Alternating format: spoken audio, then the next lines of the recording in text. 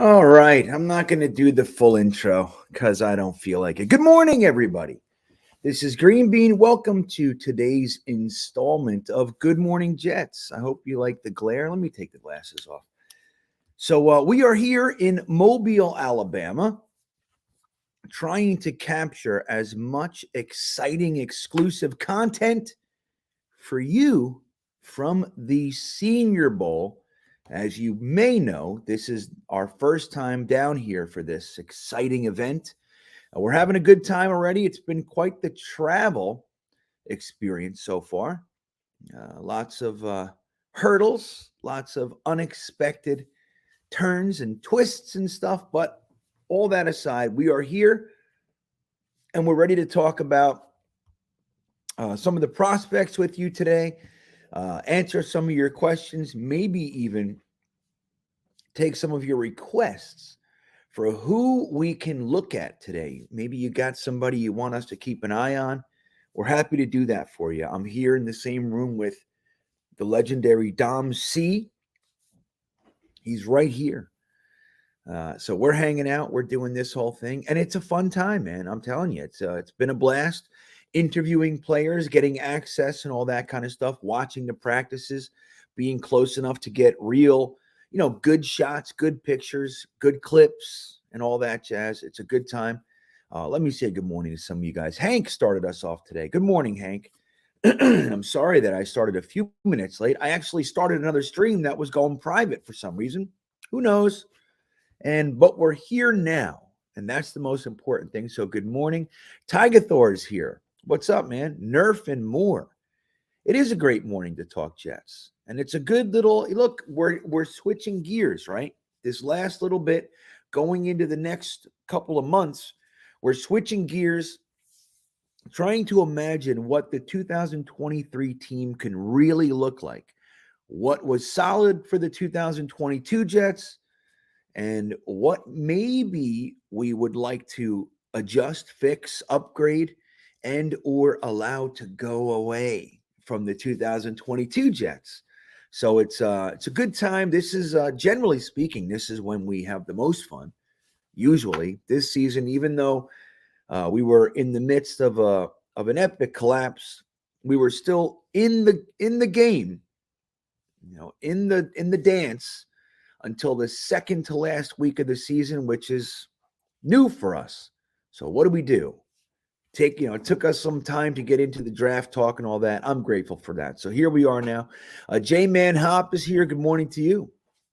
Jets Fuel, finally catching live. First time. There you go, Jets Fuel. Well, welcome. Welcome. It's my first time coming live in the morning for a minute. A lot's happened, man. A lot's happened. Mornings are not easy. Anything happens and the morning show's out. That's what I'm realizing. Scott Wilson, good morning to you. Well, let me say, does traveling make me miss the road? This kind of traveling, no. Like in airports and being at the complete whim of whatever they have going on. Like, I don't know if you guys know, I was still in my, I flew to Atlanta from Richmond, and then I was going to go from Atlanta to Pensacola, and then Pensacola to Mobile, driving. Well, in Atlanta, they decided, we're not going to do that flight tonight. We're going to do it tomorrow. And to Pensacola. And I just said, hey, what's that? And literally the response I got was, we can't control the weather. And I'm looking at the weather. It's like it's raining.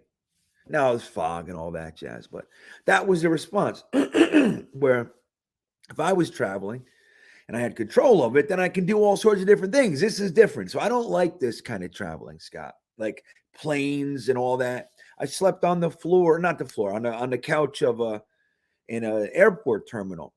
I got 3 hours of sleep, so no, this traveling does not make me miss my traveling, but I do miss it, but not because of this stuff. Mike. Yeah, right. Well, welcome, man. That's super cool. Racing Jason is here. Right, man. So I want you guys to get your questions in there today. We're going to, I'll talk about a few things, but I think today's show, we can predominantly focus on what you guys want to, what do you want to know? Dom and I are going to be heading over to the Senior Bowl almost right after this show. We're going to do this. spiff up and head down to the Senior Bowl. So down to the stadium and watch some practice. So you guys got to let us know what you wanna see and hear, and we'll try to grab some of that for you. Good morning, Dylan. Yeah, right. Thank you, Hank. All right, I did. I made it. Green and White Militia, good morning to you. New York Jets 1969 is in the house. There he is. Indy Jets is here. Good morning, Indy. Captain K Techno, good morning to you.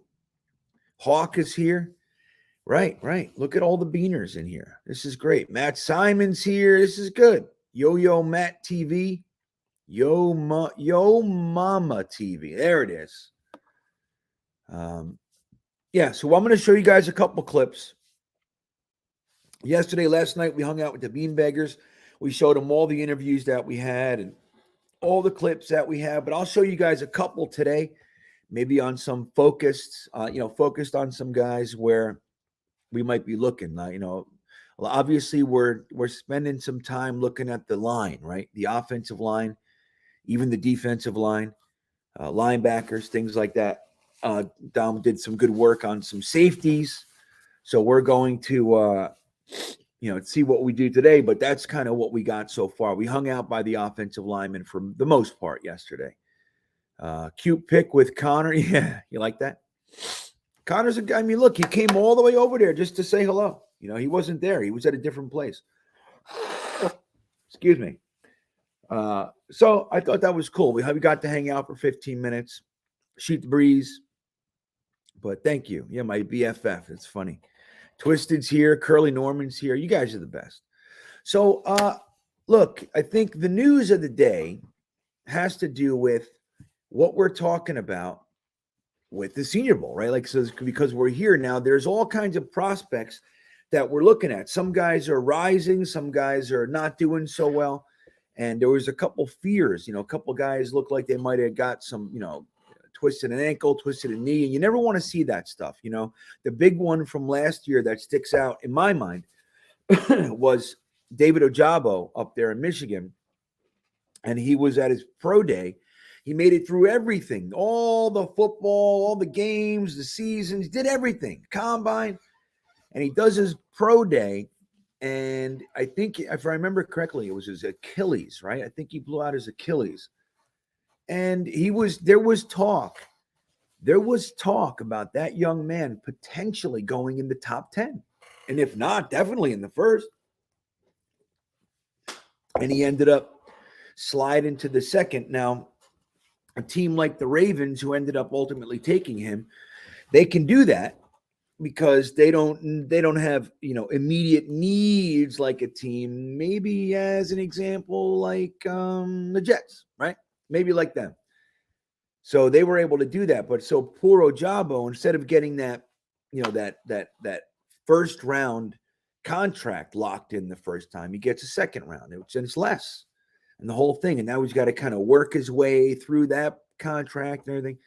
And it's unfortunate, so you hate to see these guys choose to come to an event like this and get hurt because they're trying to balance that. They're trying to balance it between looking good, playing hard, showing the guys, everybody watching that they can maximize this time, make some waves, turn some heads.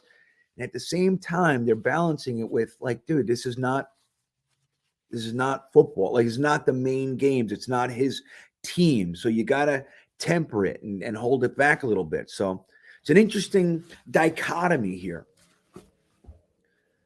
So, but I got to say, man, it's fun to watch. Now, Scott Wilson wants to know, how impressive has Ty J. Spears looked with Brees? Is he on our list here? Go ahead, talk. You can talk. What do you got? I thought he's looked very good. He's right. Dom says he's looked very good. One of my favorites. So he says, with Brees coming off injury and Michael Carter's underwhelming play, would you consider dating him? He says, but I'm sure you mean drafting him. I mean, it's not always safe to make an assumption, but I'm gonna jump and take that leap and say you mean drafting him, not dating him, right? Scott, would you be okay dating him? I mean, drafting him. Would I be okay? Well, I don't really think running back is an area. Even with what he's saying? He's a draftable running back. He's been explosive. He's the one who sprung the 2 big plays yesterday off of John Michael Schmidt's big block. So, Gotcha. He's definitely done. He's definitely raised some value to the 2 Tulane guys, the linebacker Dorian Williams and Tajir Spears have been phenomenal. So, yeah, Dom's saying he's definitely draftable. But I got to say I'm with Dom. And even Scott, you mentioned, look, Breece Hall has an injury. Michael Carter was technically underwhelming. I think that had a lot to do with more than Michael Carter. That's my feeling, right? Like I talk about it all the time. Before Michael Carter was even here, I'm talking about it. Like running backs, you need to give them more than 3 to 5 carries a game. And then in that, like you're giving them, depending on the scenario, it's like, 1st and 15 and you hand it to Michael Carter. And it's like, I don't know, man. You know what I mean? Now, a great running back. No, is Michael Carter one of the elites in the league? No, but he's a damn good back. And I think that he's still quality and somebody that we can count on. You fix the offensive line, you get a more balanced offense. And, and a quarterback, dude, quite frankly, that teams have to respect. And I think you'll see a lot more out of Michael Carter and being able to hit him in the flats and, and as a check down. I mean, look, Zach really struggled with that, guys. We know that. He's open. You just hit him. Michael Carter's a slippery dude, So Evan Wallman says Steve Avila is not the best offensive lineman. Well, that might be the case, but he's definitely a good one. Definitely. I mean, we get into this, into these, we paint ourselves into these corners around now, right? Especially as it gets closer to the draft, Evan, and we start to have our team, our side, like my guy's good, and your guy sucks.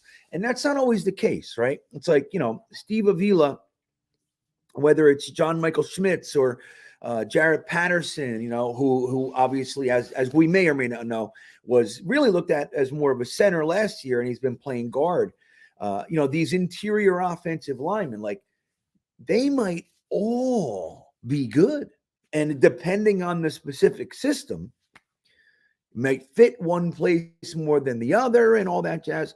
But there's a lot to this, and some of these guys are really good, and even though they might not be the guy that you might like somebody more. Hey, what you got going on over there? He's a fucking party. All right, so let me show you. I actually, speaking of Steven Avila, I got to interview him. Now, this was my first interview, guys, so you got to take it with a grain of salt here. Let's see how this goes. I'll show you guys my little interview, okay? You guys see that? All right. Let's see. So, again, this was my first interview. I'll admit I'm a little bit, I don't want to say starstruck because that's definitely not the case, but I'm out of sorts. Like, so people are behind me. They're waiting for the interview. I don't know what I'm doing. It's my first time. So this is what we came up with. Let me get back to the thing and I'll hit play. So, yeah, enjoy. What do you think about playing center? Yeah. Any interest? I mean, whatever's fine. I mean, I don't really have a preference. I came in with the goal of showing that I can do both, that I'm a versatile player, that I can be utilized anywhere, that I can fit in any scheme. So, yeah, it's up to the coaches where they want right me. on. If you had to pick, like if you were going to be a center or a guard, I know, and if you don't want to answer, that's fine. So I kind of have a recency bias because I came off of a 13-2 team. I was playing left guard, got all these accolades. So I've been doing that for since August. So right now, left guard is what I'm more comfortable with. That's just with reps. What do you think about playing center? Oh, shit. Any interest? I mean, wherever is fine. I mean, I don't really have a preference. What happened there? That was weird. Hold on. Tag on everything. Yeah. So, what do you know about New York and New Jersey? Anything you can tell me? You have any opinions? My agent's from New Jersey, right? Oh, there you go. There you go. I got a friend in New Jersey. There you go. That's a nice in. Not bad. Not bad. Yeah, that's about it. New York. There you go. It's different. It's different. Dang, it's probably gonna give me crap for that. Yeah, but, yeah. I'm not much. I've been in Texas my whole life, so excited, for wherever I land, to learn a lot about new areas and stuff, new people. So I'll be excited. Yeah, I was watching your reps before today. You look nasty. I'm really hoping that we might lose our center this year. So starting with somebody like yourself would be fantastic. Yes, Again, you're probably the number one guy when we talk. If we were going to draft a center or interior, it's you. So I appreciate your time, man. Thank you. So much. Nice to meet you. There you go. So whether or not that last statement I made is true, a little flattery, So it's an interesting, like he would be a really strong prospect, and his practices, and Dom could corroborate what I'm about to say here. You can see it, like there's a tenacity there. There's a nastiness there that's not necessarily present in every rep with every player. There's just a little something there. And, I see there's some talk about John Michael Schmitz being weak. I don't think I subscribe to that. I mean, he had some real nice reps as well. I like him as a prospect. But yeah, I mean, Avila would be he's versatile, right? Which, I'm sure like a lot of these guys, that's why, like when someone comes out and they're like center and they can't play guard, that's a red flag to me. I don't understand that. Like, now, not every guard can play center, but in my opinion, pretty much every center should be able to slide over in a pinch and be effective. I don't know what that is. But yeah, Steve Avila is a good prospect. Let me see. I'll try to show you guys a rep or two here. I'm going to try to get to Steve Avila. Let me see if I can make sure I find. Let me see here. Is that him? Yeah, this is him. Okay, this is Steve Avila right here, I believe. Let me see. So here you guys go. 7:58 start on the right. See it? Do you feel it? Do you feel the nasty? 7:58 start on the right. 7:58 start on the right. So you see it, right? You feel it? You with me? You know what I'm saying? It's there. It's just, it's got a little something to it. So I say, Evan says he likes Steve Avila, Green. We're just having some nice fun. Yeah. All right, I got you. Yeah, it is cool. Taps any button. I'm with you. Now, there's lots of guys, and Dom's doing some real good work. I got here yesterday. I missed the morning practice, so I only got this one practice at the end here. What is it, 2 hours or whatever it might have been. And really, really good time, and being able to number one, watch these guys, but number two, have the opportunity to speak with them. It's like, you walk up and you say, hey, and they'll make time. They're like, hey, what's up? And they just make time for you. But there's a bunch of guys that we're looking at here. Now, if I'll tell you what, if we came away with Avila in the second, I would be ecstatic. Now, it all depends on what we do with the first round pick, right? Are we going to take a tackle just because we're going to take a tackle? We're at 13. Let's say Skronsky and Johnson are gone. Do you like Broderick Jones? A lot of people are saying Broderick Jones might be developmental to a degree. He might take a minute. And Jets fans, we don't have a minute, especially for a first round pick. He better come in and be the best ever now. We don't have this time. What is this? Good morning, Johnny. When Johnny and I and the Beanbaggers got some nice quality time. I'm not going to give you guys all the stuff I gave to the Beanbaggers. I'll give you guys a couple things just to whet your appetite. And today we're going to go back. We're going to get a lot more. Let's see what else we have here. I think we got another Avila rep. So let's see here. Oh, I got to get rid of that one. Let me see. Delete. That one's just not a good video. Yeah, we can delete that. All right. You're okay, Don. All right. Well, mine said in tongue in cheek, but right. I mean, who is 56, Dom? I think it might be Syracuse here. Well, mine said in tongue in cheek, but I just can't see my eyes, man. You see 56? Offensive lineman, and Flora. Is it Florida? Florida Gators. Yeah, dude. Totally. Well, mine said 100%. tongue in cheek, but Who is it? Osiris Torrance? Here comes Dom, everybody. You're going to see his face. right. I mean, Osiris Torrance. Okay. It's a nice rep as well. Mine right? said tongue in cheek, but right. These are my favorite, man. Like I love these reps because there's just nowhere to hide. You know, there's nowhere to hide. They say go, and it's you and him, and the hands and the feet and the balance and all that stuff is immediately evident. No, it's not the end of the world if you have a bad rep or something like that, but I really do like.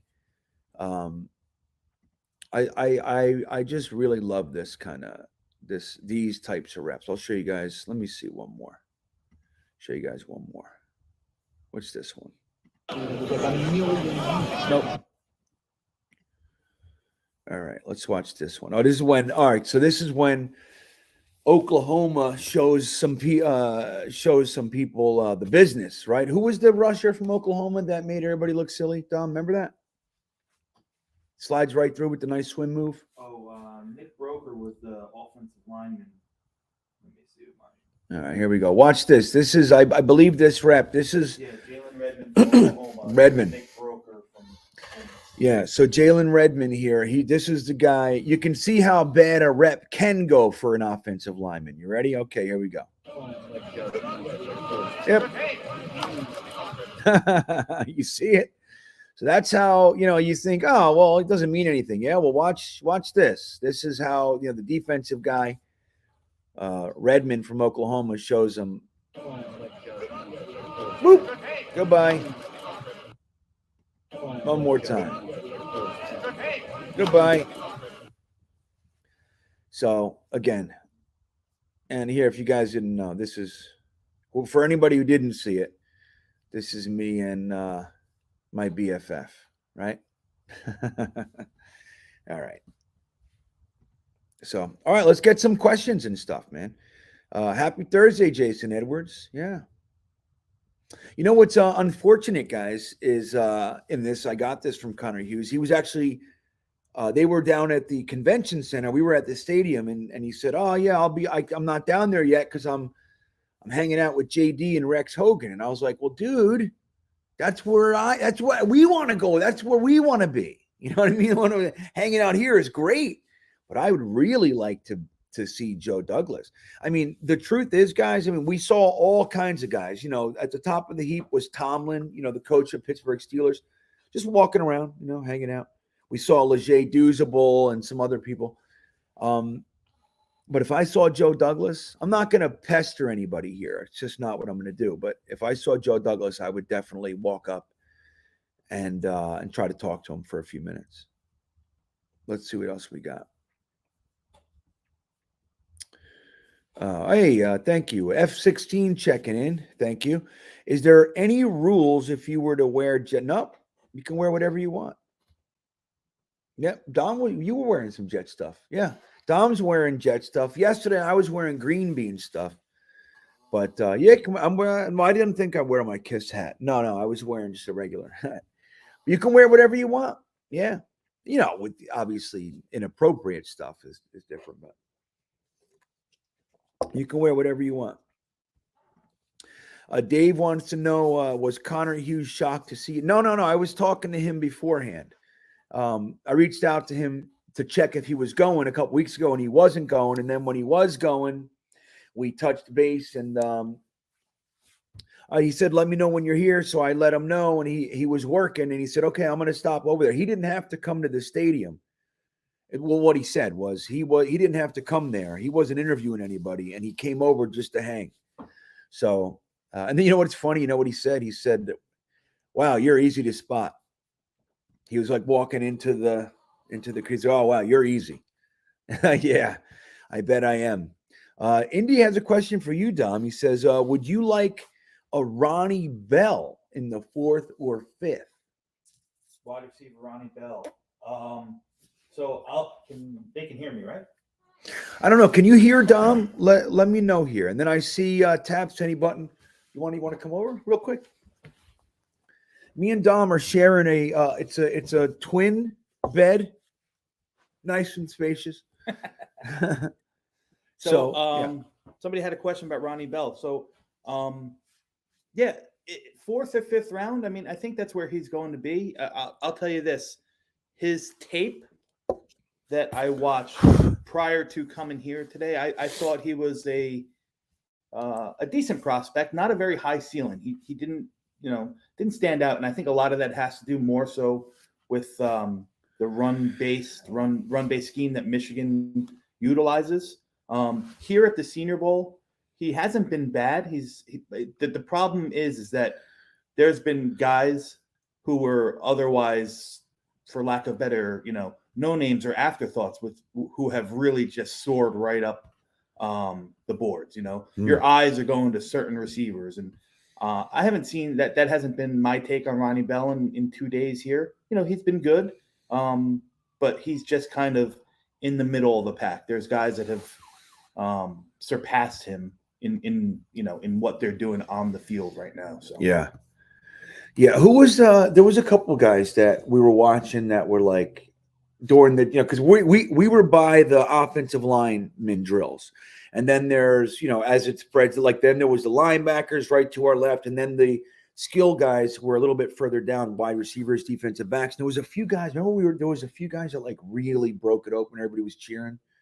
Who was that? That was Spears during the 11, the running back from Tulane had a great day yesterday in 11 versus 11.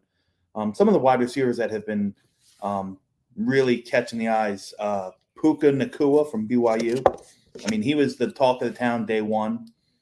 Tank Dell from Houston, a slot receiver, has just been like lights out. There's nobody that has hung with him in regards to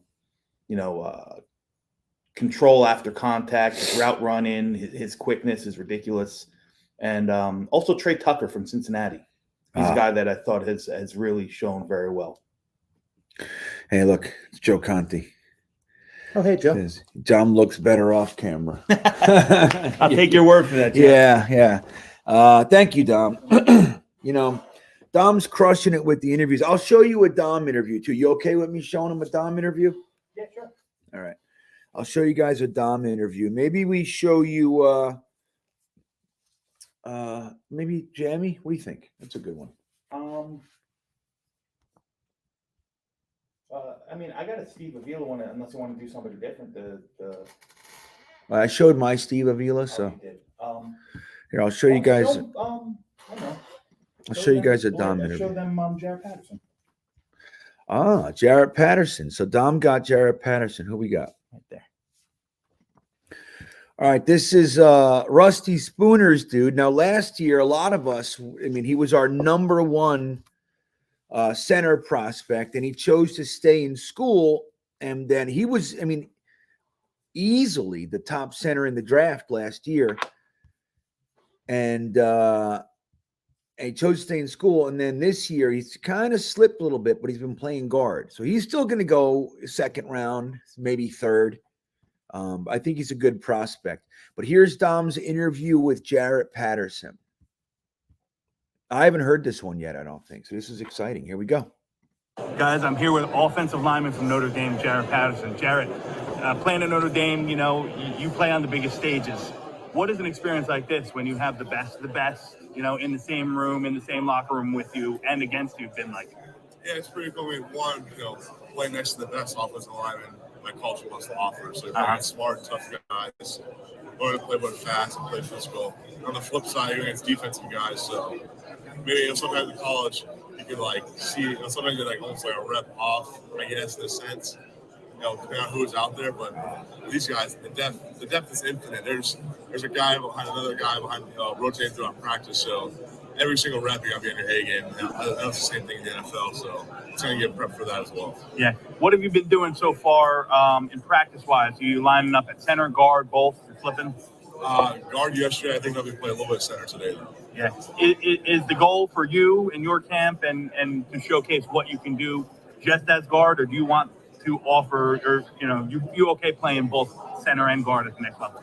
I'm honestly fine with either one. For me, I had 3 years of center film. Yeah. So I have a lot to showcase there, and really only 1 year of guard film. So Great if I'm playing statement. guard here the whole time, that's fine because I know there's some things that Now, you guys hear that? Just real quick, so we don't move past it. What an interesting thing. Just like we were talking, like I was mentioning before we started the interview, he was a center prospect almost exclusively. Obviously, a lot of these guys, like I said, can play guard and everything. But maybe it was by design that he wanted to get guard film. He wanted to put his guard play on tape. And like Dom's asking him, which one you think? He's like, well, I already have 3 years of center film. And now I want to put out as much in the guard realm as I can. Why? Shows versatility, more teams, more options for him to be drafted. Teams can consider him where maybe if they had him pigeonholed into one corner, maybe they're not willing to draft him. So I think he's, it might be a smart play by him and his team here. Let's finish this interview. I'm going to show better during the season than I can do out here. Okay, good. Do you have a preference at Notre Dame? Did you use a lot of zone schemes, blocking schemes, or were you more of a power gap scheme? Yeah, I'd say 20 exclusively outside zone first.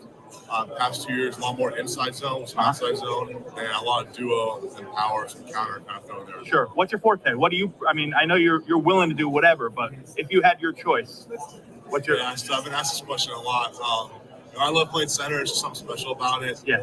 Communicating, snapping the ball, and that stuff can get hard. But once you get that down, it gets really fun to play after that. Gotcha. Listen, I put content out for the Jets. You ever been to New Jersey? One time we'd flown in there to Newark for my freshman year. We just drove by MetLife, and then we played Syracuse in Yankee Stadium. Yeah, in the Pinstripe Bowl. I remember I was there. Yeah. That's a pretty cool experience. Yeah, it's a cool experience. Listen, I know the Jets may be in need for a center, and whether or not you come our way, you're definitely going to have your name called in April. So I wish you nothing but the best. Appreciate it. Thanks for having me. All right, Jack. Take care. Very, very cool. You hear that, Dom? I keep doing it. I know he's probably making him uncomfortable at this point, but I'll tell you, I'm impressed with that Dom C fella. He got real comfortable real quick. You know what I mean? Isn't he killing it, our boy? So anyway, that's Jarrett Patterson. I think that was a good one. I'm going to show you guys one more before we wrap it up in a few minutes, 10, 15 minutes. We'll wrap it. I'm going to show you. We'll switch it over to the defensive side of the ball and get a defensive back, a safety, because I really do believe that we should be plucking a safety from this draft. Taps any button checking in. Who stood out the most, regardless of position? Who do you think? If you had to say one guy that rose out of the crowd? One is hard to really put your finger on. I mean, DeJuan Jones was day one. There was nobody that matched DeJuan Jones. Yeah, nobody matched his skill, his physicality. You can put big guys on the edge. He mauled them in the run. He didn't give up any ground in the pass game. So that day one he was out, but I think he's done for the week. I think he tapped out. Puka Nacua was another one. He was a receiver that nobody really had eyes on, and he made everyone turn his way. Great body control, caught everything that was thrown his way. There you go. So yeah, and I'm really looking forward to today and see what happens today. I mean, I think a lot of these guys, like they come out if they have a really good day one or day two. Like I could imagine that they that's it. They showed what they need to show and they pull it back a little bit because it's dangerous, man. Make no mistake, they're risking stuff right now, and I just appreciate that they're here, that they're doing it. What's up? Brian's in the house. Says great interview by Dom. I agree. Yeah, it's Jets Talk 24/7. Checking into heap accolades on Dom C. Yeah, John Hepburn. Dom C is polite and doesn't ask stupid questions.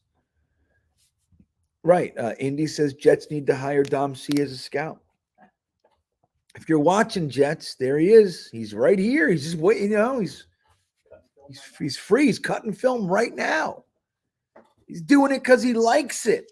That's what you want. You know what the old saying, oh, we want guys, they would play football in a parking lot. Well, that's what Dom's doing.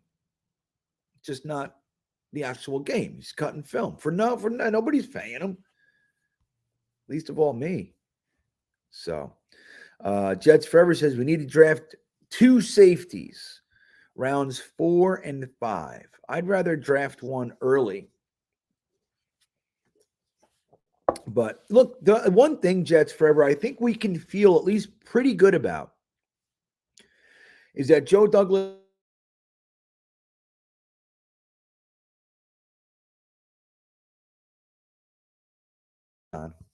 Did I just cut off something? I get internet. Hopefully I'm still live here. Looks like I'm still live. But he's shown, I mean, whether it's Yeah, okay. All right. Whether it's, I mean, even Bryce Hall, who's still on the 53, he's been the first guy inactive, but he's there. Then you got Brandon Eccles, who kind of took Bryce Hall's spot. Then you got Michael Carter II, right? He's a starting nickel. And then even Jason Pinnock, he wasn't a cornerback, but they moved him to safety. They exposed him and the Giants plucked him and he's looking great.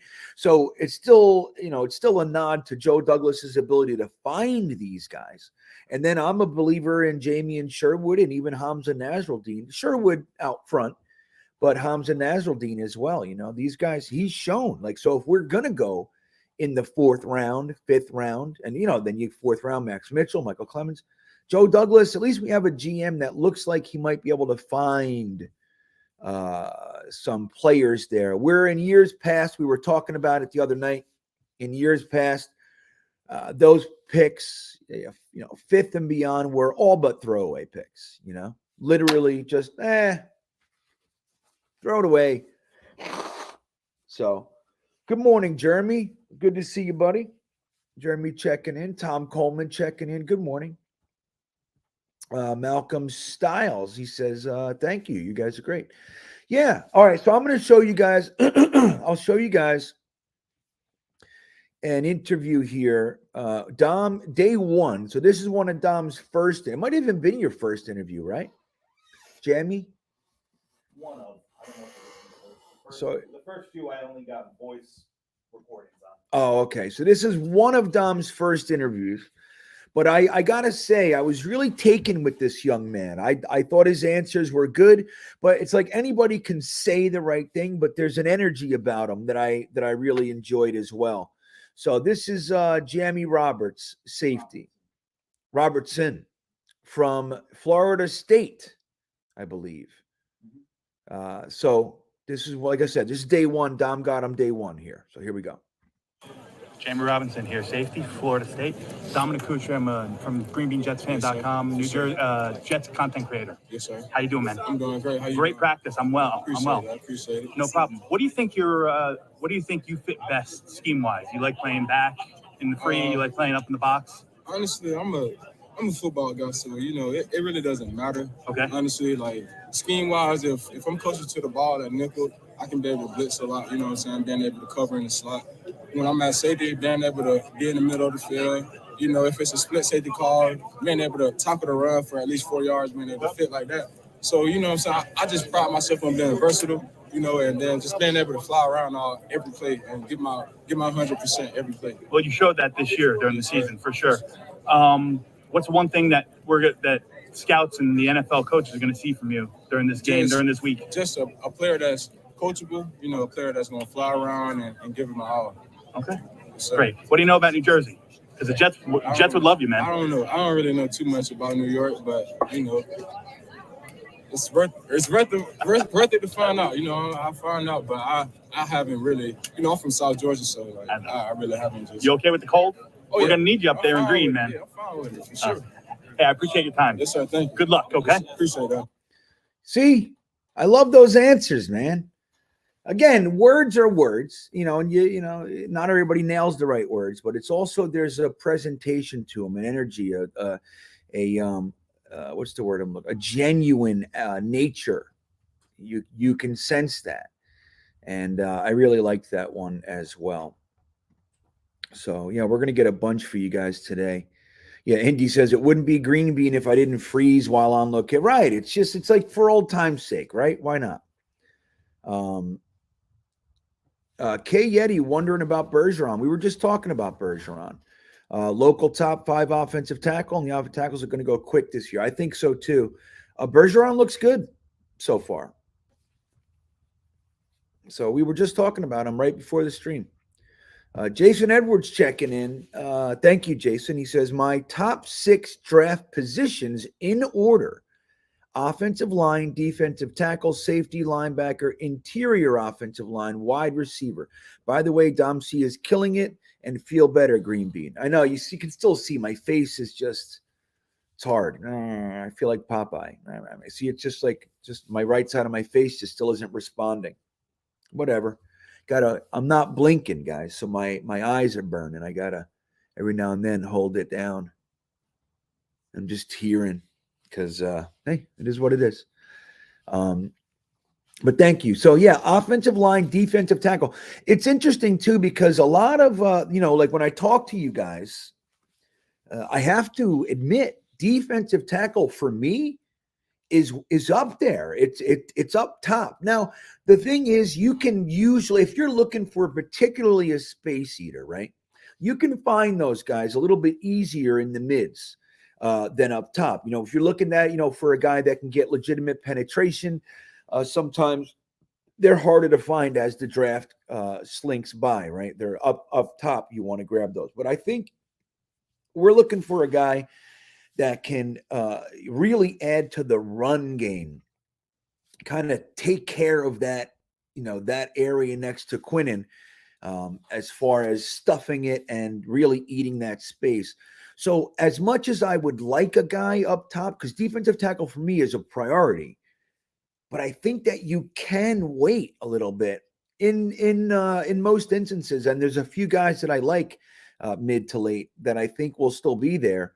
So you can treat it as a priority, but legitimately fill it in the 4th, 3rd, 4th, 5th, and do just as good of a job. Where, the safeties and tackles, you might want to, the 1st and 2nd round, you might really want to go there if you're going to get the quality that you want. Where later in the draft, a lot of the time you'll see that drop significantly. But yeah, I think defensive tackle, I'm not hearing it a lot with a lot of Jets fans. It's like the position we're forgetting. And I think it's funny because for so many years, all through Rex, Tanny, McCagden, it was like defensive tackle USA. That's what we did here. Numerous 1st round picks, defensive tackle. That's Wilkerson, Richardson. Then it's McCagden, Leo, and then 3rd round pick Shepard, and then Ja'Kai Polite, who was technically, and I guess he was an end, but still defensive lineman. Ja'Kai Polite was a bad pick, no matter how you slice it. But yeah, so it's like we're here again. It's time. I didn't want to see a defensive tackle for years, and we didn't. So now we're here again. I think it's time to bring one in from the draft. Tigo, man, look, Kyle Hamilton is generational. Let's not forget. Kyle Hamilton's on the all rookie team. He had himself a good year.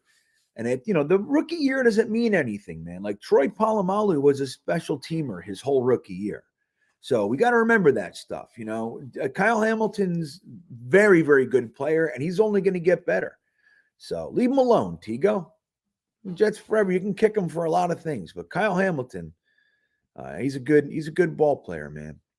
Let's see hey, Phil Adams in here. Dom C and Green Bean Jets YouTube providers. Yeah, there you go. Now we're roaming around reporting on stuff for you guys. Let's see here. What else we got? Yep, there you go. Everybody, don't forget to hit the like button for us. It helps out. And if you haven't subscribed to the channel, please do. So it's 9:51. I'll look for another question or two. Yeah, K Yeti says when life gives you lemons, eat them. You're eating lemons, right? If life gives you lemons, I guess you're eating lemons. That's the way that one goes. All right, what do we got here? Thank you, Curly Norman. I know I'm not sick. I'm just I'm just stuffed, like from airports, and I don't know, just kind of stuffy. Like my face is obviously not working and I'm stuffy on top of it. Let's see here. I would love a defensive tackle. Eric Craig, good morning, Eric. I would love a defensive tackle, but I want a nose tackle and switch to a 5-man front. Well, I mean, switching to a 5-man, you mean like always, having 5 down? I don't know. I would like to see an extra linebacker. I would really like to see, I prefer to see on more downs 3 backers out there as opposed to the 2 that we use a lot. And I don't have the numbers. I was talking to somebody mid-season and somebody was telling me it was like 30% that we use more than 2 linebackers. And then I understand, look, it was working, so far be it for me to complain. But I really do like to see, especially with CJ Mosley, as aggressive and as all over the place he is, I think he'd be much more impactful, particularly in the passing game, if he didn't have to cover so much ground in that, in his area. I think if you had another linebacker out there, I think it would help him a great deal. But as far as the linemen, we do a lot of damage with our 4-down linemen. I mean, that's a beautiful thing. And we haven't seen that really. I mean, I guess you can say Herm a little bit, but the last time it was really successful was the Marvin Washington, Loggeman, Bird years, that were just straight up 4-down linemen. And they could do everything that you needed them to do just like that. Okay. Let's see what we got here. All right. Linderbaum guaranteed to start. Ravens didn't have it. Right. There you go. Linderbaum's a good player too. He made the all-rookie team, right? K. Eddie, we do need another defensive tackle in the draft. We need to see what draft scenario we have left after whatever quarterback we get. Yeah, I mean, that's a big thing. And we know that, right? We were talking about it the other night. There's a lot of people that struggle with the idea of talking about any of this stuff because, number one, we don't know who our quarterback is. Number two, we don't know, free agency. And I understand that. But this is a really good time, guys. We use this time to play with different scenarios and find out who we like. I mean, look, this is the first year in the last 5 that I wasn't knee deep in prospects by the end of the season. I mean, I'm still just getting my wheels going. It's funny. It's a weird dynamic. Usually by now I'm like all over it, and I'm just getting started really. And so this period of time, me and Don were talking about it last night over an extremely hot wing that I was eating. But yeah, I mean, we still have 2.5 months until the draft, and we have free agency in there. And but right now is a great time to start learning about the prospects and attempting different scenarios. It's funny. A lot of us do mock drafts, and watch yourself when you do mock drafts. Do you do the same thing over and over? Do you pick the same guys over and over? It's like, what am I doing? I caught myself doing that a few years ago. I'm like, I'm literally doing all these mocks and I'm picking the same guys over and over. Like, what am I doing? What fun is that? So trying different things. What if I went wide receiver in the first? What happens to the rest of the draft? What if I went and took, a defensive tackle slides and I take him? What happens to the rest? Who's there? Who do I like? Let me look at the guys that are there, and are they of any interest to me? That kind of stuff. I think it's really good, to do. Well, if you have the same goal of learning. I mean, that's kind of my whole thing. I want to learn. I want to understand these guys. Let's see what we got here. We'll do one more. Hey, Jets Chaos. Let's see. Jets Forever just said, all right, I'm not talking about that. Wide receiver at 13 or bust. Now you're crazy. Jets Chaos. Tell this guy what's up. I mean, look, let's talk about that for a second. Mel Kiper had us going with a wide receiver at 13. And a slot receiver at that, if I remember correctly. I have to say that's not where I think our premium resource asset should go. But let's say we do some things in free agency and we shore up the offensive line, and then obviously we got AVT and Becton coming back and Max Mitchell. And you do a couple of things in free agency. You got those guys coming back. You plan on using a third or fourth on some guys to shore it up.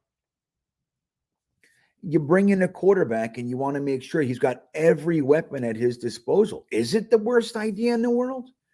Again, it's not the direction I think we should go, but I said that last year too, guys. As much as I liked Garrett Wilson, I also liked Drake London and Traylon Burks, but I am so happy that the Jets went and got Garrett Wilson at 10. I mean, who could be upset? Dude, he's amazing. I love Garrett Wilson. I liked him coming in, but not as much as I like him now, I'll tell you. So the same kind of a thing. I mean, let's say the Jets are kind of done with maybe Elijah Moore. They plan to get rid of him for whatever, third, something like that. And let's say, Jeff Smith is gone. And, they're going to give maybe Denzel Mims a chance to stay on the roster, but they're feeling like he might go. I mean, then maybe, having some foresight, maybe it is. It's like, okay, well, we need to bring one in, and might as well bring a premium one in if the two tackles are gone that they like. And that's just as an example. Let's say the two tackles that they would take in the top half of the first round are gone. The defensive tackle's gone. So you have safety and wide receiver, but you feel like the safeties in the second can kind of, who knows? So you go, you know what? Best player on the board is a wide receiver. We can upgrade at wide receiver, get a third for this guy. And you see what I mean? So there's all kinds of different ways to look at this that might make sense. But just just as it stands right now, I think wide receiver is a little off the beam of what I'm hoping that we do. The consistency, like, of building the team the right way, I think wide receiver is a little much. But hey, man, ain't nothing wrong with having a whole bunch of young studs in their rookie contracts. You know what I mean? Think about it. You got Michael Carter, Breece Hall, Garrett Wilson, even Mims for another year. And you grab another rookie wide receiver. You got all these guys for 4 or 5 years on the cheap. So it could justify whatever you pay for a quarterback. All right. Let's see here.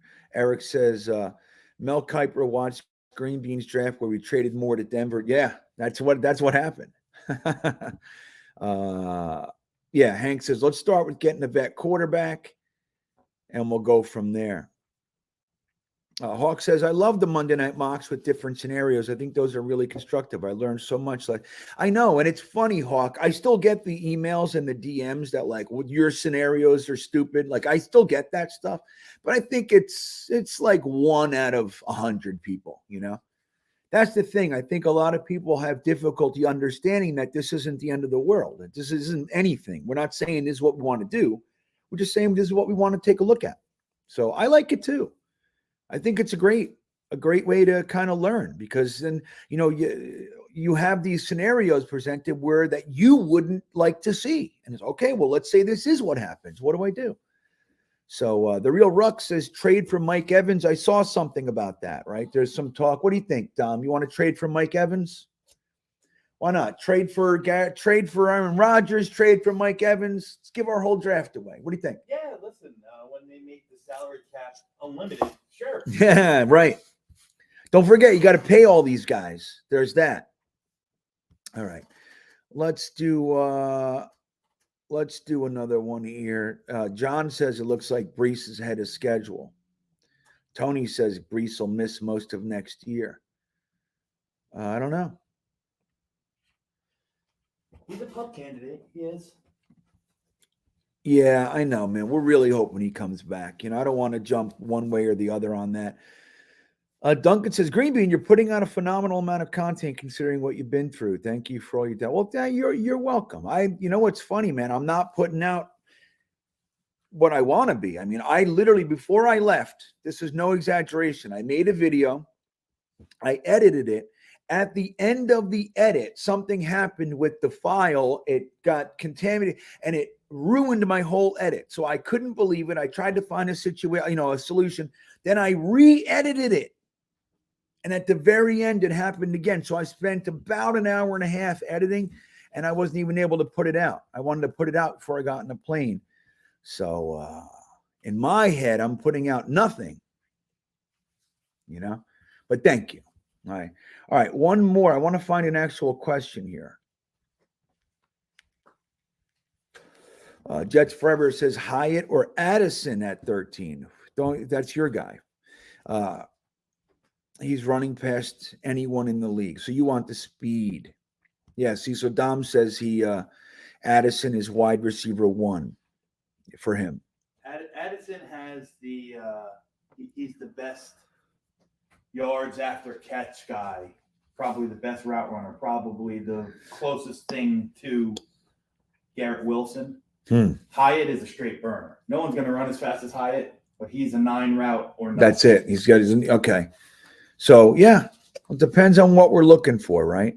I really hope that the new offensive coordinator comes in, doesn't have the same twisty pretzel opinions that Mike LaFleur had, and goes, wait a minute, I got a 6'3" guy who high jumps and he's got 4.4 speed, and I got Elijah Moore. Like, just keep them. I know what to do with these guys. That's what I'm hoping. And we don't need to reinvent the wheel here. That's what I'm hoping. All right, Yo-Yo, this is the last one. Yo Mama TV 1.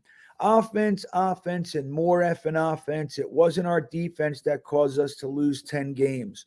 We can't score. Wide receiver and O-line, you're the best. Thank you. I appreciate that, man. And there's a lot to be said. Like, I think our safety was our weak point on the defense and the up front, the run. So I'd like to see that addressed, but you're right. Offensive line needs to be shored up. We obviously need a quarterback answer. And then, making sure that we have everything we need. Because if Reese isn't going to be there, let's say they got a sneaking suspicion he's not going to be back until week 8 or something like that. And you gotta do something. I mean, Bam Knight, James Robinson, and Michael Carter with Ty Johnson, not the worst group in the world. It's not. Still, it's not Breece Hall. So, all right, guys. Well, listen, we're going to go ahead and end this one. I see Fozzie Bear. What's up, Fozzie Bear? I see you guys. I know, Phil, right? I did that 2-hour Atlanta airport stream. I don't know what that was. So, guys, we're going to collect a whole bunch of stuff. Again, I'm giving steady info and clips and everything to the beanbaggers. If you want in on that, the link's in the description. They're going to be getting stuff all day for the next few days because I'll be here till the game and everything. I'm going to be sending you guys all kinds of fun stuff through Patreon for the beanbaggers. But in addition to that, I'm also going to be giving everybody some extra stuff as well, whether it's YouTube vids, shorts, clips, Instagram, Twitter, all that kind of stuff. But we're going to have a good time today checking out what we want to see, what we see. So we'll let you guys know. And we'll talk again. We got the Thursday thick of it tonight with Gunny and Wat2K and Jeremy. Maybe Dom C will come hang out with us as well. And then I believe tomorrow we're going to hang out with Boy Green and Jake and everybody else. So, guys, listen, have a fantastic rest of the day. What am I going to play for you guys? Oh, we got to do this because it's any day now. Any day now. Guys, have a great rest of the day, and we'll talk in just a few hours. So we'll see you then. Bye. As a Hall of Fame voting group, we need to re-examine some careers. And I think we need to re-examine the career of Joe Colecco. Dang, I want to see how I do against this guy. Because he was the best. Left guard can't handle Colecco. Just knock the crap out of the guy across from you. Intensity, bottom line. Never take a play off. He was incredibly strong. His just pure raw strength.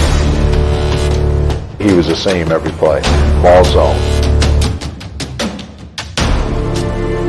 It was an incredible accomplishment to be dominant at one position in the NFL in your career, but to be dominant at 3 positions